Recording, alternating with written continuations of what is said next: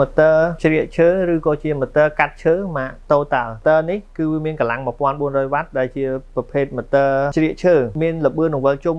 4800 rpm ក្នុង1នាទីហើយ motor នេះផងដែរមួយឈុតរបស់វាគឺវាមានមកជាមួយនឹងផ្លែមួយផងដែរផ្លែនេះគឺជាប្រភេទផ្លែមកទឹក8មិញរបស់វាមាន24ធ្មេញធ្មេញនេះគឺវាស័ក្តិសមសម្រាប់បងប្អូនដែលយកទៅកាត់ឈើបងបើសិនជាបងប្អូនចង់យកទៅជ្រៀកឈើយើងអាចដូរផ្លែទៅជាផ្លែធ្មេញញឹកជាងនឹងបានគឺវាមានភាពងាយស្រួលក្នុងការជ្រៀកឈើជាង motor នេះយើងមានធានារហូតដល់កន្លះឆ្នាំបងប្អូនលើប្រព័ន្ធភ្លើងនិងការជួសជុលផ្លាស់ប្ដូរគ្រឿងបន្លាស់ដោយអត់គិតថ្លៃឈ្នួលរយៈពេលកន្លះឆ្នាំបើសិនជាករណី motor មានបញ្ហាប៉ុន្តែ motor នេះគឺវាមិនងាយមានបញ្ហាទេព្រោះ motor នេះវាធន់មែនតើហើយ motor នេះវាមានច្រើនកម្លាំងបងប្អូននេះជាកម្លាំង 1400 វ៉ាត់លើកយកមកផ្សព្វផ្សាយនេះតែវាមានកម្លាំង 1200 វ៉ាត់ 1600 វ៉ាត់និងកម្លាំងធំជាងគេ